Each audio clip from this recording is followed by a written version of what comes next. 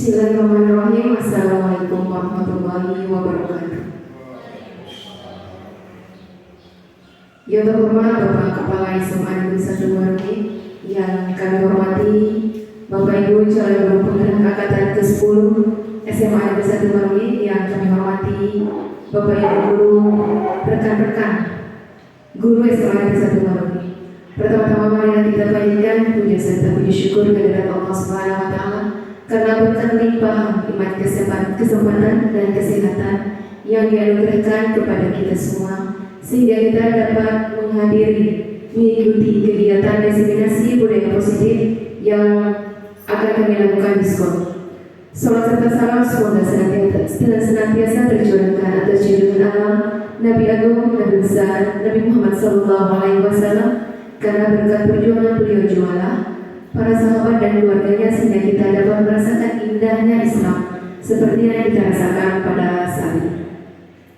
Baiklah Bapak Kepala Sekolah, Bapak Ibu calon guru penggerak angkatan ke-10 dan Ibu-ibu dan Bapak Ibu SMA Negeri 1 Merauke, izinkan kami Bapak Kepala Sekolah untuk menyampaikan penjelasan tentang diseminasi budaya positif yang akan kami terapkan di SMA Negeri 1 Merauke di sekolah kami tercinta ini. Sebelum kita masuk ke beberapa materi atau beberapa poin dari materi kita, tujuan izinkan saya untuk menyampaikan tujuan dari pembahasan modul 1.4 kami ini, yaitu budaya positif. Kami berharap sekali kepada Bapak Ibu guru semuanya, karena tanpa kolaborasi dari Bapak Ibu guru semuanya, maka nilai dari atau konsep dari budaya positif yang kami lakukan di sekolah itu tidak bisa berjalan dengan apa yang kita harapkan. Maka dari itu kami berharap sekali kolaborasi, intinya kolaborasi dari Bapak Ibu guru semuanya, bukan cuma kami saja calon guru penggerak yang berkolaborasi, tetapi semua warga sekolah, baik itu Bapak Ibu guru, kemudian semua staf tata usaha ikut berkolaborasi dalam menerapkan konsep budaya positif. Jadi di sini ada 6, kami bertiga akan berkolaborasi nanti. Setiap poin akan kami bagi. Yang pertama itu disiplin positif, kemudian nilai-nilai kebajikan akan disampaikan oleh saya nanti. Kemudian poin yang kedua posisi kontrol guru dan segitiga restitusi nanti akan disampaikan oleh Ibu Anopriani SPD. Kemudian yang poin keempat kebutuhan dasar manusia dan keyakinan kelas akan disampaikan oleh Ibu Indang Sulastri SPD nantinya. Baiklah Bapak Ibu guru, izinkan kami Bapak Kepala Sekolah untuk menyampaikan materi kami, pembahasan kami kepada Bapak Ibu guru. Mungkin Bapak Ibu guru belum mengetahui alur dari kegiatan calon guru penggerak itu seperti apa. Memang awalnya kami berpikir itu untuk mendongkrak posisi kami untuk mendapatkan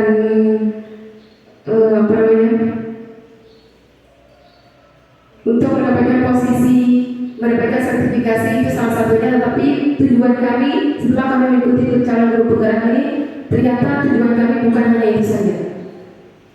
Baiklah Bapak Ibu guru, tidak usah berpanjang lebar. Yang pertama tentang disiplin positif. Slide yang pertama.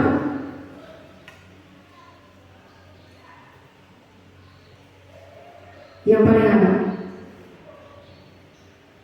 Disiplin. Ini gambaran tentang disiplin positif seperti yang Ibu lihat di slide. Disiplin positif yang merupakan salah satu cara penerapan disiplin yang bertujuan untuk menumbuhkan kesadaran serta memberdayakan peserta didik tanpa imbalan, penghargaan atau sebuah reward, ancaman atau hukuman. Jadi harus dihindari hal seperti itu. Sebuah ancaman atau hukuman terhadap peserta didik itu ternyata yang selama ini terterapkan itu kurang tepat. Jadi kita harus menghindari yang namanya ancaman atau hukuman. Itu yang merupakan budaya positif yang sebenarnya yang seharusnya kita terapkan di sekolah. Kemudian sebagai pendidik, tujuan kita adalah menciptakan peserta didik yang memiliki disiplin tinggi, sehingga mereka berperilaku mengacu kepada nilai-nilai kebajikan universal dan memiliki motivasi dalam perubahan perilaku dan ke arah yang lebih baik. Bukan hanya stuck di situ saja Bapak Ibu guru, tetapi tujuan kita harus mempunyai tujuan ke depan itu memiliki tujuan yang lebih baik lagi. Ada beberapa disiplin positif yang dapat diterapkan di sekolah. Bapak Ibu, yang pertama itu pengajaran dan pembinaan keterampilan sosial. Itu yang pertama. Yang kedua, dapat diterapkan penggunaan aturan yang jelas dan konsisten terhadap peraturan yang telah dibuat oleh sekolah. Kemudian terhadap konsisten apa yang seharusnya dilakukan di sekolah. Kemudian yang ketiga itu membangun hubungan yang positif antara guru dan siswa. Selama ini apakah hubungan positif kita terhadap guru dan siswa sudah berjalan sesuai dengan apa yang kita harapkan? Nah, itu juga termasuk budaya positif yang harus kita terapkan. Kemudian yang keempat itu menerapkan strategi pemecahan masalah. Ini sesuai cocok dengan guru BP. Seharusnya guru BP juga ada di sini. Cara pemecahan masalah. Kemudian menggunakan penguatan positif. Kemudian yang terakhir itu menggandeng orang tua. Selain kita sesama guru, kemudian kita harus menggandeng orang tua juga untuk menerapkan disiplin positif di sekolah.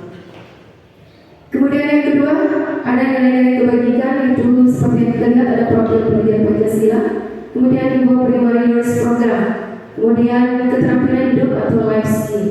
Di profil belajar Pancasila itu ada yang namanya beriman, bertakwa kepada Tuhan Yang Maha Esa, berakhlak mulia, berkebinekaan global, gotong royong, mandiri, kreatif, dan bernalar kritis.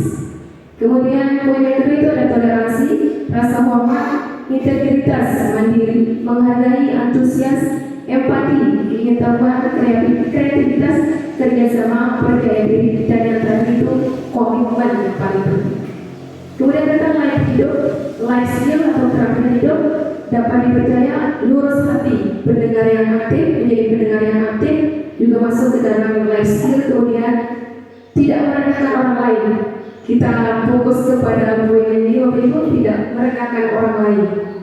Kemudian dan memberikan yang terbaik bagi diri. Di sini kita fokus ke yang terakhir, dan memberikan yang terbaik bagi diri. Sebelum kita melakukan pengibasan ke orang lain, sebelum kita melakukan hal-hal yang berdampak positif, tentu otomatis untuk orang lain harus dimulai dari diri kita sendiri dulu.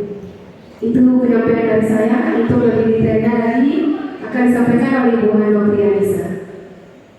Kami persilakan ke Ibu Hano Priyanisa SPD.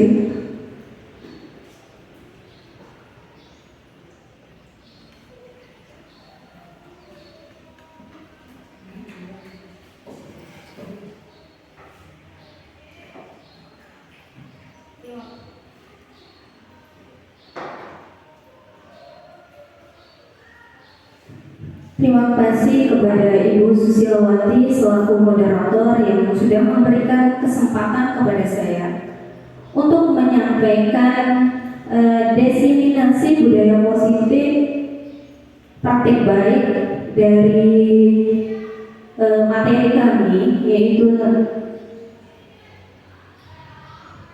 dari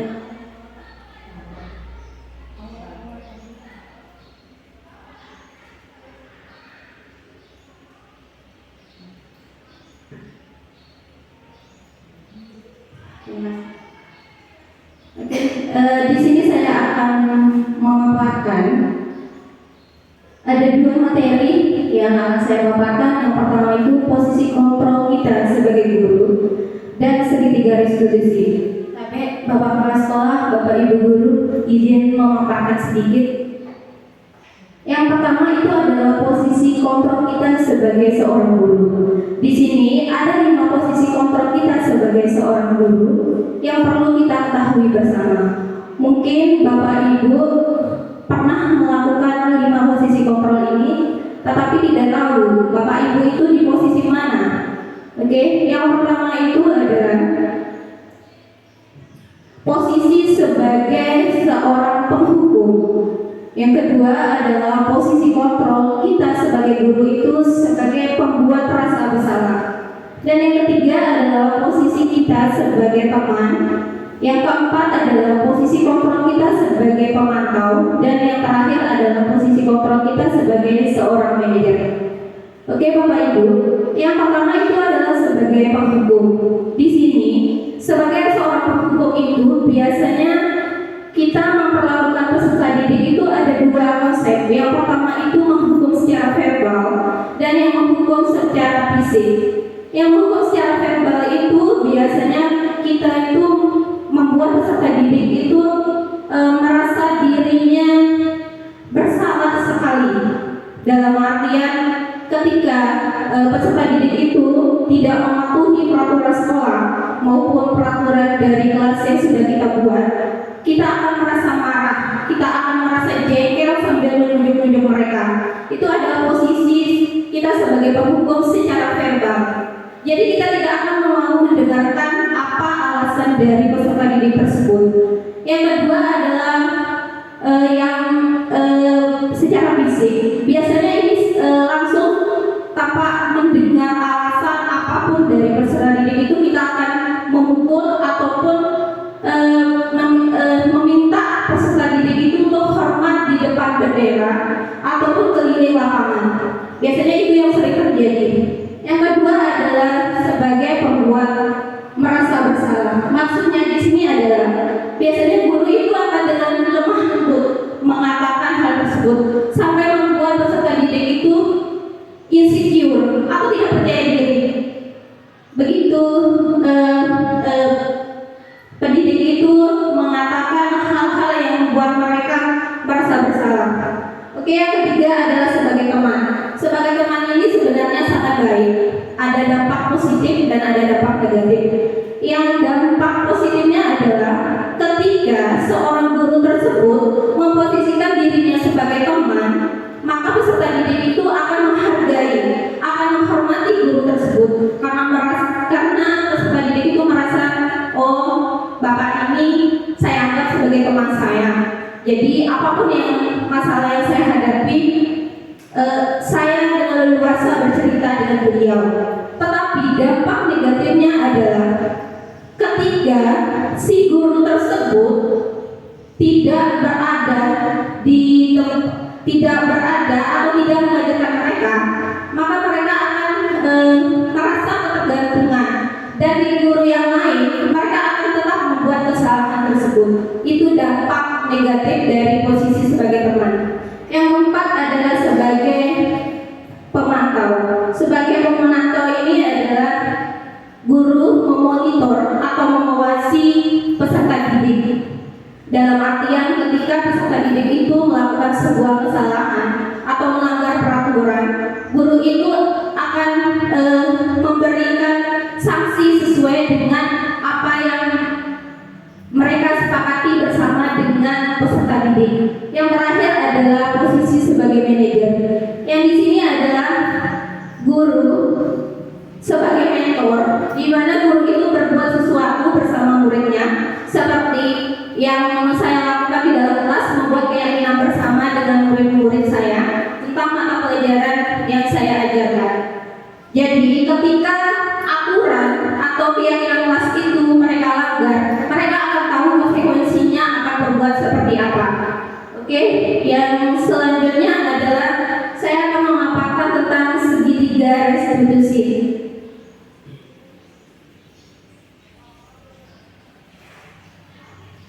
Next, Pak. Next. Oke. Segitiga restitusi. Segitiga restitusi ini adalah suatu proses dialog yang dijalankan oleh guru agar mendapat murid yang mandiri dan bertanggung jawab. Di segitiga restitusi ini ada 3 tahapan. Yang pertama adalah menstabilkan identitas. Yang kedua adalah validasi kebutuhan atau kesalahan dari peserta didik tersebut. Yang ketiga adalah menanyakan keyakinannya mereka. Oke. Yang pertama adalah setiap orang itu pasti pernah merasa bersalah. Tidak ada orang yang tidak pernah merasa bersalah. Termasuk kita juga sebagai guru pasti pernah merasa bersalah. Gimana rasa bersalah itu dapat kita minimalisirkan dengan kita memvalidasi kesalahan yang kita buat atau yang peserta didik itu buat. Yang ketiga adalah menanyakan keyakinan. Biasanya di sini adalah nilai-nilai apa yang telah kita sepakati, seperti tadi yang sudah saya sampaikan. Misalnya kita membuat keyakinan kelas di dalam kelas. Jadi peserta didik bersama dengan kita itu memutuskan kira-kira konsekuensi apa ketika peserta didik itu melanggar dari keyakinan kelas yang sudah kita buat. Berarti peserta didik itu sudah harus tahu. Yang selanjutnya, saya sebagai pendidik itu ingin peserta didik saya itu menjadi mandiri dan bertanggung jawab dengan menerapkan segitiga restitusi ini. Oke, Bapak Ibu, saya akan membagikan satu buah sticky note. Saya minta tolong ke Bapak Ibu untuk menuliskan posisi kontrol Bapak Ibu sebelum saya melakukan diseminasi positif. Ya, misalnya Bapak Ibu pernah di posisi mana dari kelima posisi kontrol itu? Tapi Bapak Ibu, kalau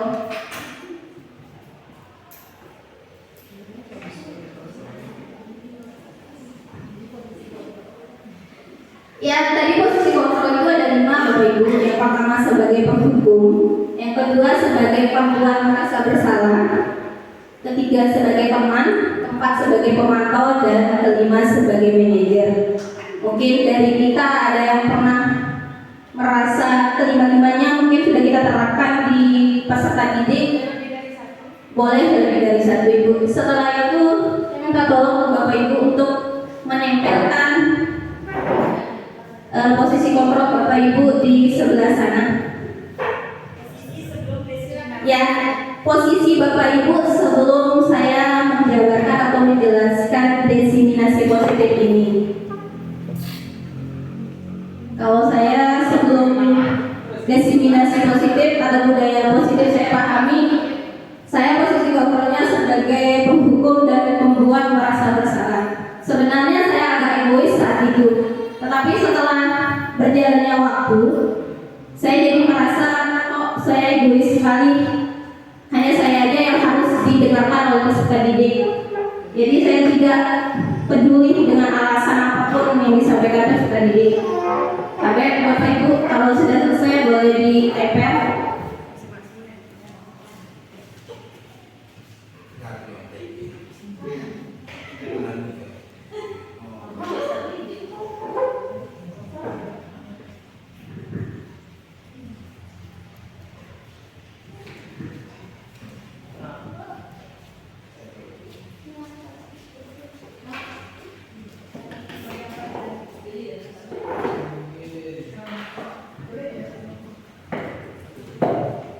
Oke Bapak Ibu, sudah semuanya?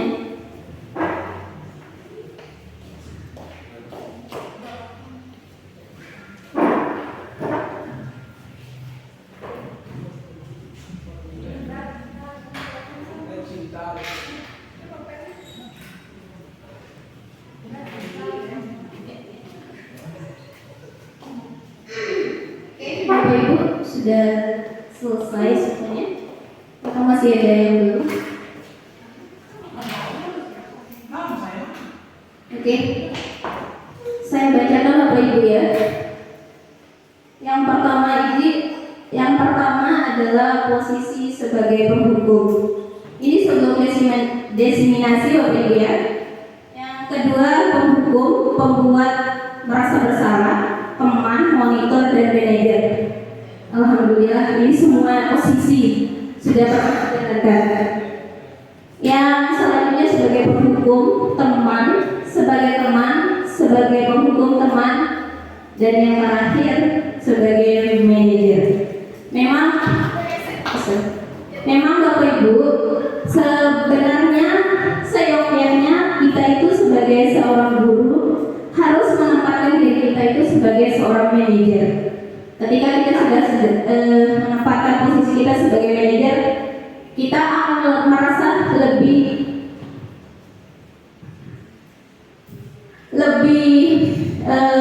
stabil secara emosi dan lebih leluasa berkomunikasi dengan peserta didik.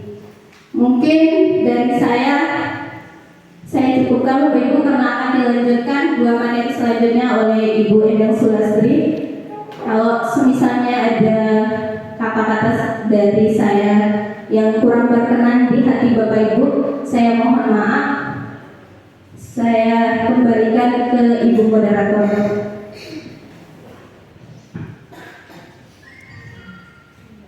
Kami ucapkan terima kasih kepada Ibu Anu Priani SPD yang telah memaparkan 2 poin posisi kontrol guru, kemudian segitiga restitusi. Selanjutnya kami persilakan kepada Ibu Endang Sulastri dalam menjabarkan 2 poin.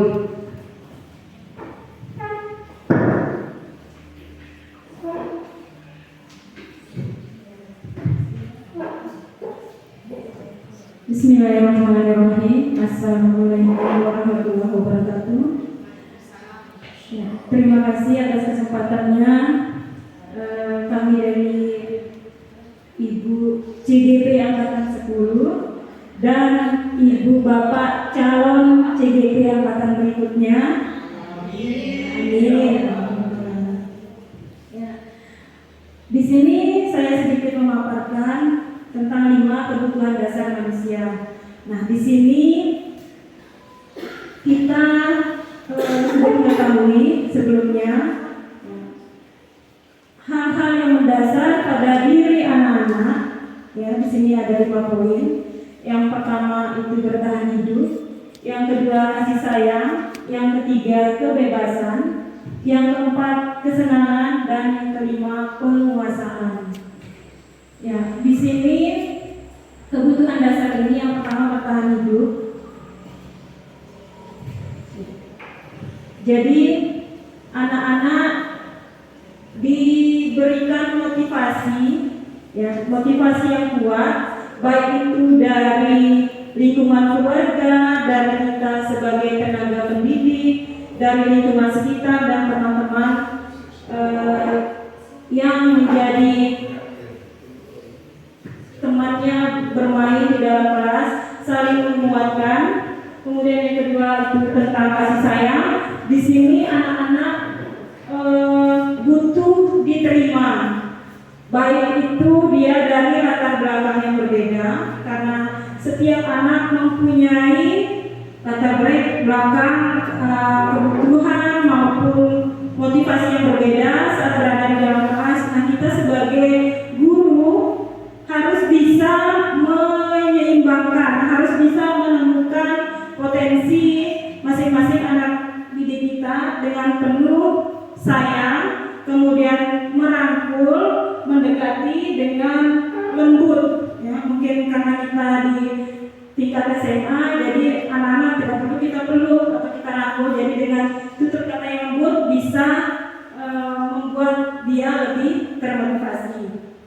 Kebebasan. Nah, di sini memberikan kebebasan kepada masing-masing anak tanpa kita mendikte. Anak A harus seperti yang kita inginkan, anak B harus seperti yang kita inginkan. Nah, masing-masing anak dalam kelas ini memiliki keinginan yang berbeda, walaupun pada akhirnya sama-sama memiliki tujuan untuk berhasil, untuk menjadi lebih baik. Kemudian kesenangan. Di sini guru menciptakan pembelajaran di dalam kelas itu yang menyenangkan, membuat anak merasa nyaman, tenang selama proses pembelajaran. Kemudian di sini penguasaan. Guru memberikan penguatan, ya, berupa kekuatan yang melekat pada diri anak untuk dia mencapai keinginannya. Selanjutnya di sini keyakinan kelas. Nah, di keyakinan kelas kita dalam keseharian sudah menjalankannya tanpa kita sadari, sudah menjalankan yang namanya keyakinan kelas.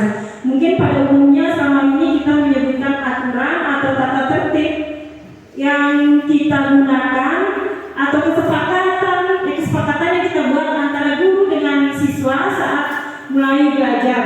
Nah, bedanya di sini kita menyebutkan dengan keyakinan.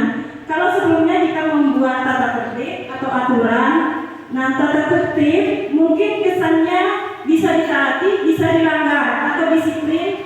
Nah, kalau keyakinan di sini kita mendidik anak-anak untuk memahami, untuk taat dan meyakininya dengan ikhlas serta mentaati dengan penuh tanggung jawab. Nah, biasanya kita di sini membuat keyakinan atau pernyataan yang disepakati antara siswa dengan murid untuk menjadi pedoman dalam bersikap selama proses pembelajaran tersebut. Karena kita di SMA berbeda pelajaran, jadi masing-masing guru pelajaran membuat kesepakatan dengan siswanya tentang kelasnya, tentang pelajaran yang diampu.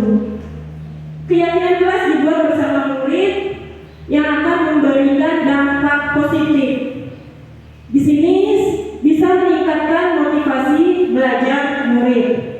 Dari keyakinan yang dibentuk, yang dibuat antara guru dengan siswa, dapat menciptakan lingkungan belajar yang positif, dapat meningkatkan murid untuk mengembangkan disiplin diri, meningkatkan kerjasama dan gotong royong murid. Nah, bedanya kita membuat aturan atau tata tertib di kelas dengan keyakinan, pola keyakinan ini. Kalau tata tertib sebelumnya yang kita buat, misalnya dilarang membuang sampah di dalam kelas. Itu versi sebelumnya, sebelum saya mengikuti CGP ini, seperti itulah. Dilarang terlambat, dilarang menyontek. Nah, untuk keyakinan kelas kita berusaha menggunakan kalimat yang bermakna positif. Yang tadinya dilarang membuang sampah di dalam kelas, kita rubah versinya menjadi buanglah sampah di tempatnya.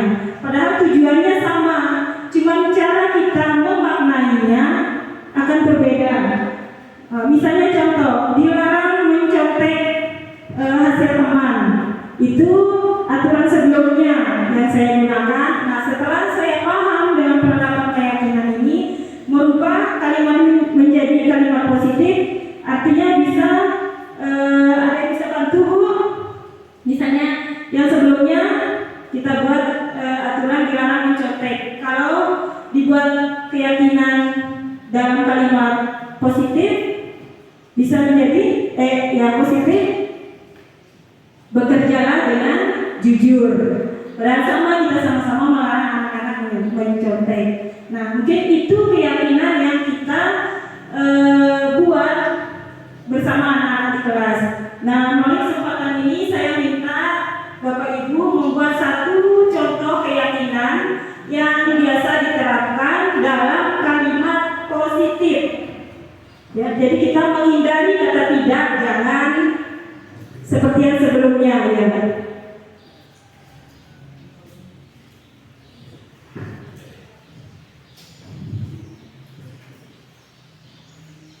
Kalau saya jujur, sebelumnya cenderung melarang, jangan begini, tidak boleh begitu. Ternyata itu kurang pas.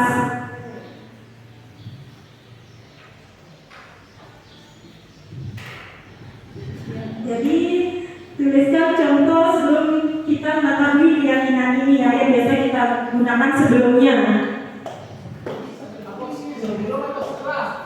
Sebelum kita mendengar keyakinan ini, mungkin yang biasa kita gunakan sehari-hari, ya, yang pernah kita gunakan sebelumnya, sebelum kita mendapat pemahaman hari ini mengenai keyakinan kelas.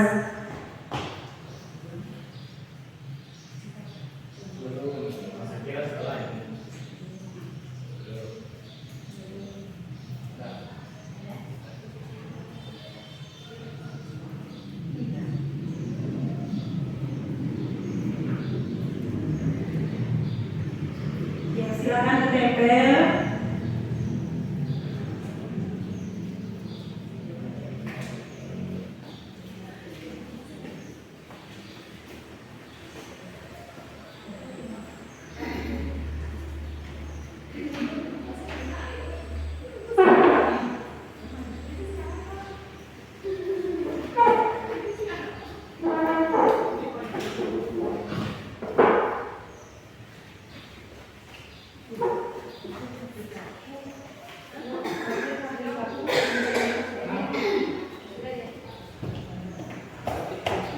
Ya, ini aturan atau tata tertib atau keyakinan yang sebelumnya sering kami gunakan di kelas.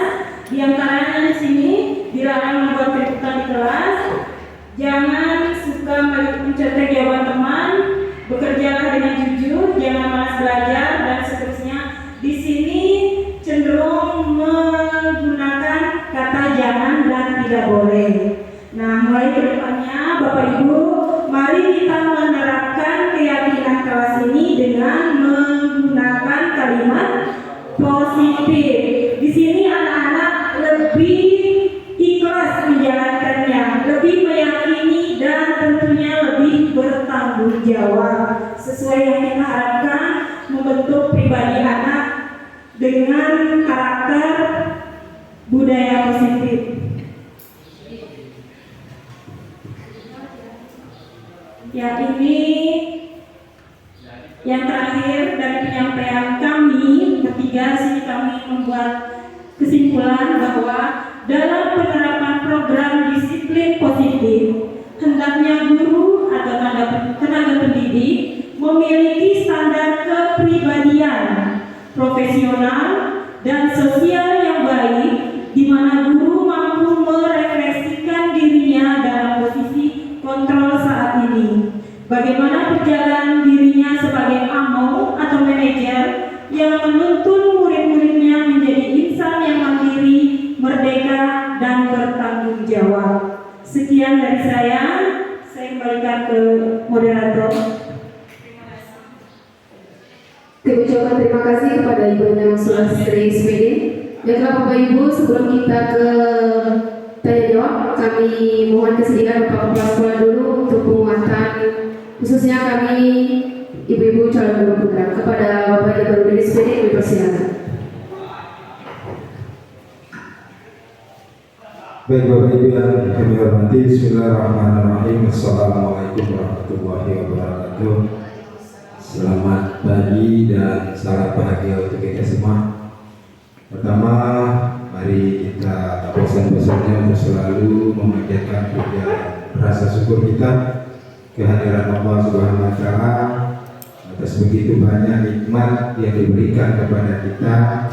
Alhamdulillah sampai hari ini di ruangan ini kita dapat mengikuti salah satu kegiatan dari calon guru penggerak angkatan 10. Semoga apa yang rekan-rekan kita sampaikan tentunya dapat kita aplikasikan dalam kegiatan kita sehari-hari sehingga kita benar-benar menjadi seorang guru yang profesional. Salawat dan salam terlebih pulang mari kita aturkan atas junjungan kita Nabi besar Muhammad Sallallahu Alaihi Wasallam. Bapak Ibu guru serta Bapak Ibu-ibu calon guru penggerak angkatan 10 yang saya hormati, sebelum saya menyampaikan beberapa pandangan saya, sambutan saya berkaitan dengan paparan 3 orang teman kita tadi, satu kata yang menarik untuk saya ucapkan itu, kalau Bos Buki itu mengatakan mengupir hati. Ya, dari apa yang rekan-rekan kita sampaikan itu memang luar biasa ini. Sehingga muncullah kata saya berpikir apa kata yang pas yang mengupir hati. Artinya Bapak Ibu yang saya hormati, ketika apa yang Bapak Ibu sampaikan, JB tadi sampaikan itu kita terapkan dalam lingkungan sekolah kita, saya yakin kualitas pendidikan kita SMA 1 Maroni pada khususnya dan pendidikan Indonesia secara umum itu akan menuai hasil yang maksimal. Bapak Ibu yang saya hormati, kita harus review sedikit pola berpikir kita untuk diketahui bahwa tujuan sebuah pendidikan itu mau dari tingkat SD sampai nanti perguruan tinggi, bahkan tujuan hidup kita pada dasarnya ada 2, yaitu peningkatan kompetensi dan karakter. Itu dibincangkan dalam anak Bapak Ibu.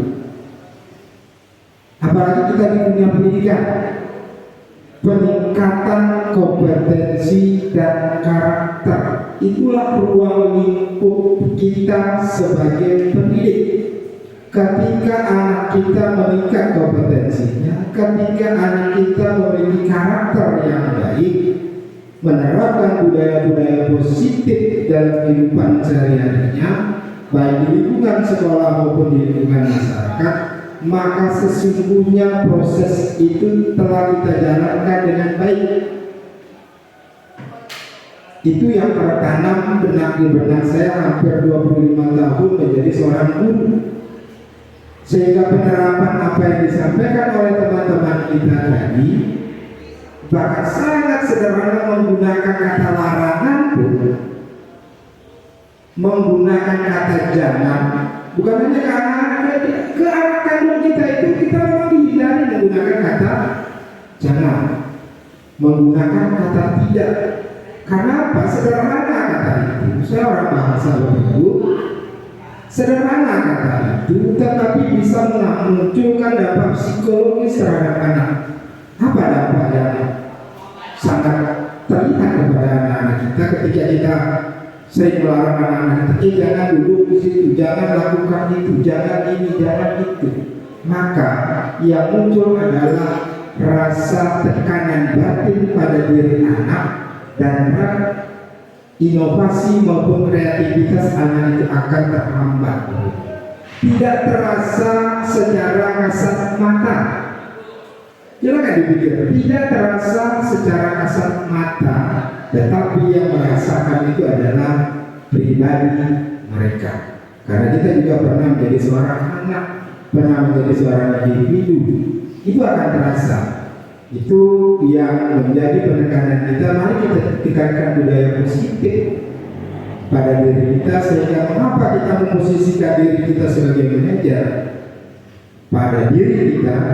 Maka selalu saya katakan kalau saya di depan anak-anak itu, kalau saya tanya posisi diri kalian itu posisinya di mana ketika komunikasi. Kalau di dalam bahasa Inggris itu, dalam diri kita itu kita cenderung pada 4 posisi itu. Ada I'm okay, you are okay, I'm okay, you are not okay, I'm not okay, you are okay, I'm not okay, you are not okay. Ada yang memposisikan diri kita I'm not okay, you are not okay. Nah itu sudah bisa hidup. Menganggap dirinya tidak bisa, anggap orang lain juga tidak bisa. Ada yang mengatakan, yang sering berada pada posisi diri kita itu dua.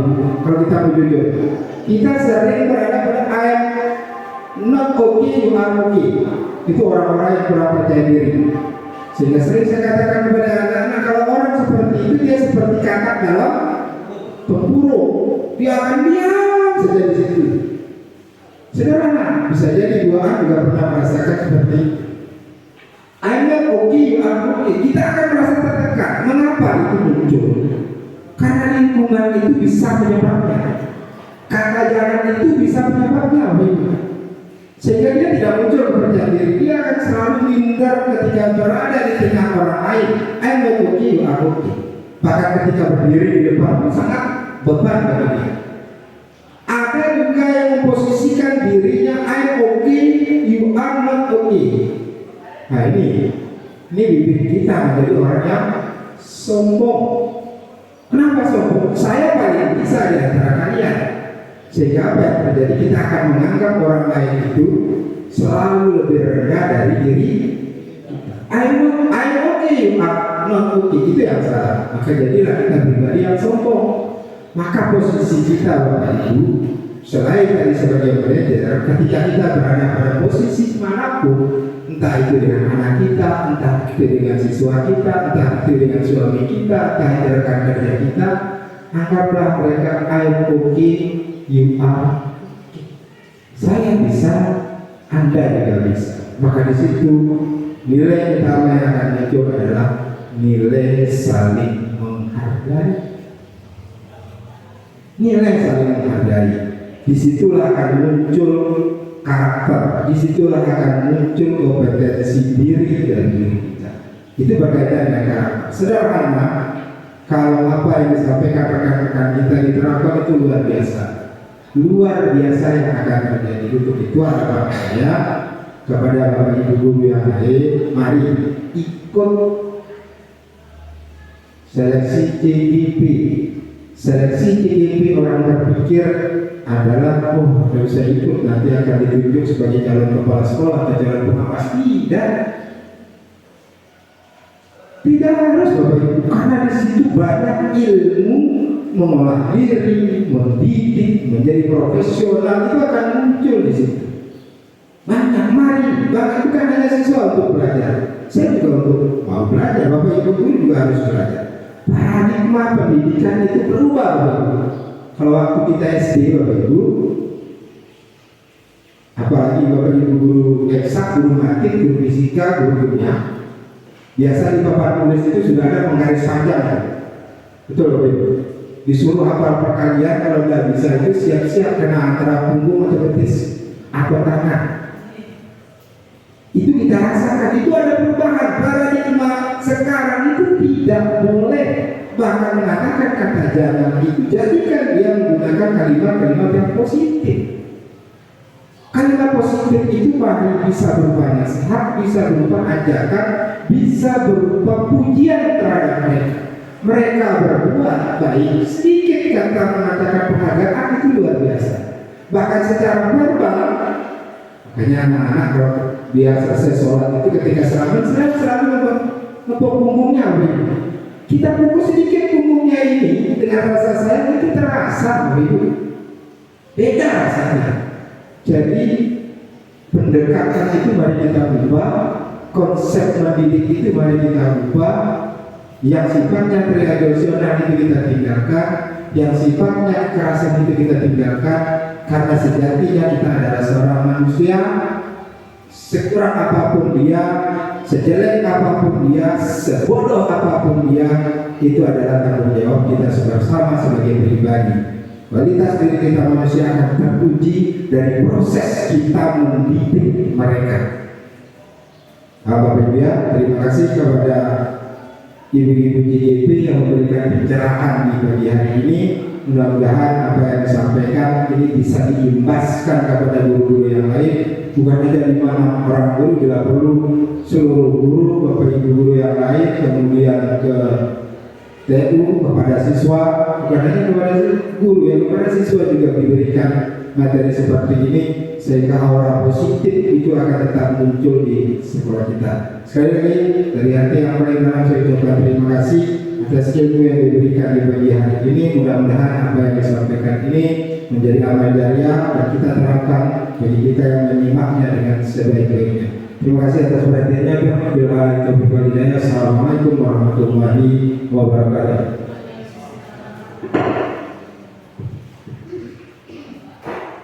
Kami ucapkan terima kasih kepada Bapak Kepala SMA Negeri 1 Marui yang telah memberikan kami penguatan terhadap materi yang telah kami sampaikan dan terhadap destinasi budaya positif yang akan kita terapkan bersama-sama di sekolah.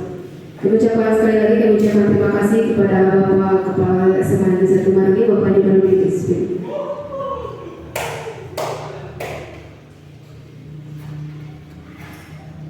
Selanjutnya mungkin ada penguatan dari teman-teman Bapak Ibu guru tentang materi yang kami sampaikan atau penguatan untuk kami bertiga, khususnya calon guru penggerak angkatan ke-10 atau untuk teman-teman yang lainnya yang akan calon guru penggerak angkatan selanjutnya.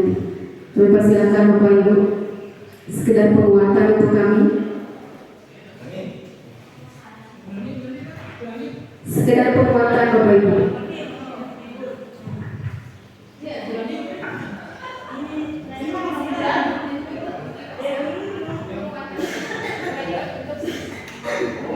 Ya, Assalamualaikum warahmatullahi wabarakatuh.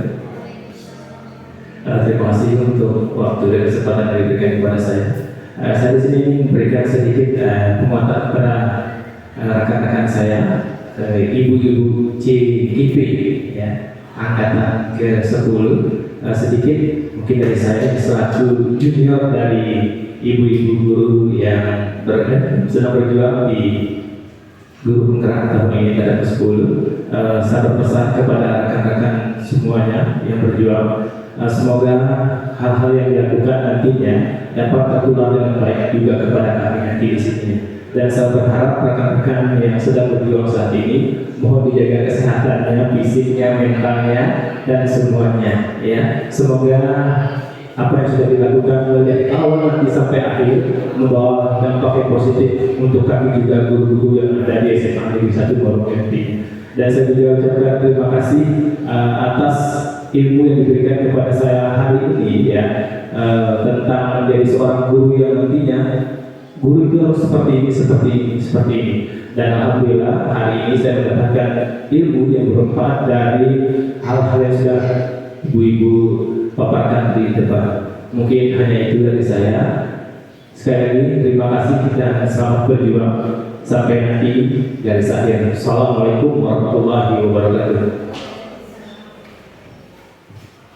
Kami ucapkan terima kasih kepada Bapak Rizky Putra yang telah memberikan kami penguatan, khususnya kami bertiga, dan mudah-mudahan untuk kedepannya ada kemauan dalam untuk ibu-ibu semua dan bapak ibu guru semuanya untuk mengikuti calon guru penggerak yang angkatan selanjutnya.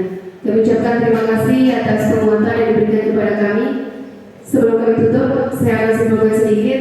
Kami menerapkan konsep budaya positif di sekolah itu tidak akan pernah berjalan tanpa kolaborasi dari bapak ibu guru semuanya, dari bapak kepala sekolah. Kemudian mudah-mudahan apa yang akan kami lakukan ini bisa berjalan dengan lancar, bisa berjalan dengan baik dengan kolaborasi dari bapak ibu guru semua. Mungkin itu saja dari kami. Marilah kita akhiri acara pengibasan hari ini, itu tentang konsep budaya positif, dengan sama-sama melambaskan hamdalah. Alhamdulillahirabbil alamin. Wassalamualaikum warahmatullahi wabarakatuh.